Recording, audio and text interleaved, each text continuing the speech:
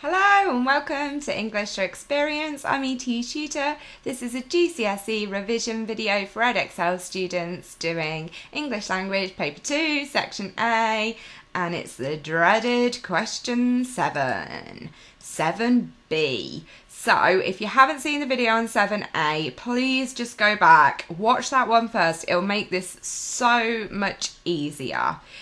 It would be even better if you could go back and watch all the way through the collection, because obviously you're learning about both the text throughout the questions. If you're not going to do that, then that's fine, it's up to you. So let's go with B. This is the comparison question. We've got to compare how the writers of text 1 and text 2 present their ideas regarding the role adventure plays in people's lives. Support your answer with detailed reference to the text. Let's break it down. So to compare similarities and differences, looking at the text overall as well, and then ideas, their thoughts, their feelings about the question focus. So this time it's the role adventure plays in people's lives. So it's thinking about the writer's point of view, what they want to achieve, and how they do it. So again, it's not a case of just spotting techniques, it's saying how these techniques work to present the perspective of the writer in regards to the particular topic.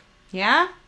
And then, as always, we need those detailed references in order to do this. So there might be quotes, they might be little details from the text.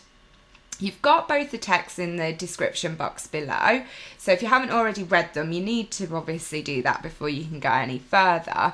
And then, first of all, I'd like you to try and summarise each text, what the writer thinks about adventure.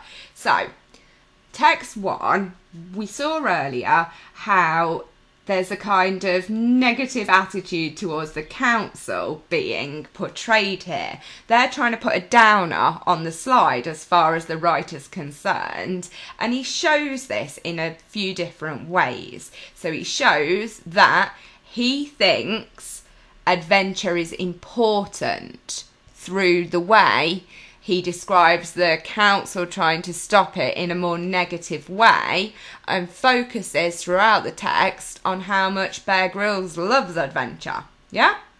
So let's see the evidence.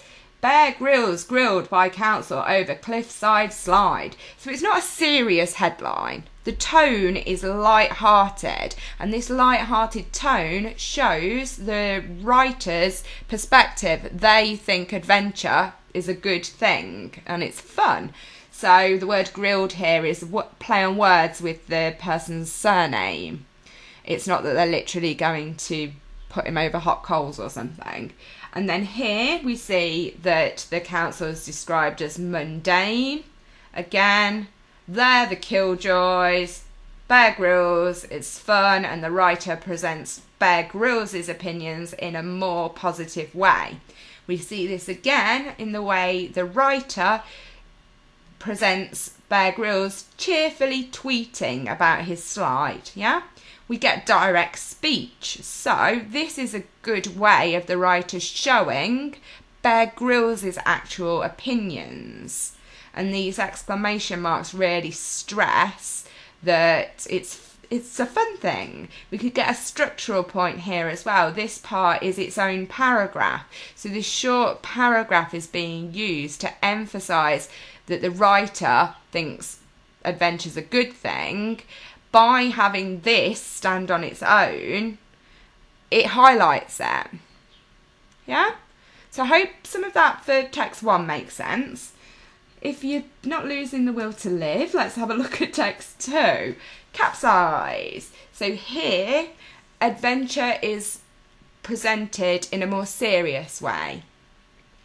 It's still coming across as fun, but this time we're seeing the first person reflections on adventure, and we're learning about the impact it had on their life.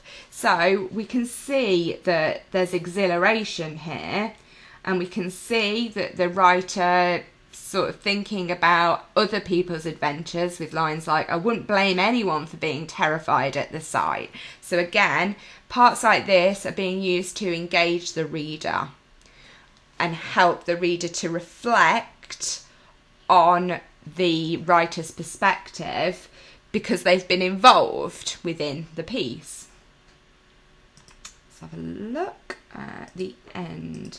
So by the time we get to the end, the writer's been through all these calamities and realises that they've been pretty damn lucky, and they say here, I thought how lucky I was.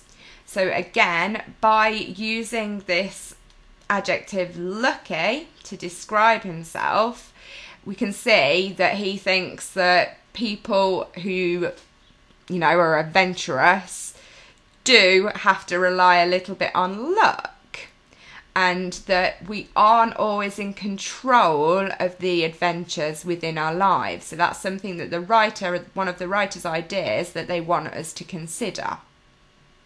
Yeah? I hope that one makes sense. That's a little bit more complicated. Might have a look for something slightly easier. Okay, here. So the writer uses recorded speech, so they're reflecting back, saying they thought, thank God, and they've put that bit in speech marks. Again, this makes it stressed that there's an element of luck when it comes to the role adventure plays in people's lives, and that point reinforces the one we talked about previously. Okay, I hope that's helped. I know this is a hard one. Don't let it stress you out. The best thing to do is now have a go at writing this answer up using some of my advice and some of your own ideas. Alright then, I will call it a day with that. And yeah, best of luck. If you found anything useful here, hit like. I know you're not going to be loving your GCSE revision videos, but use like to let me know if they're helping you. Alright then, thanks as always for watching. Thanks for all your comments over the past couple of years, and best of luck.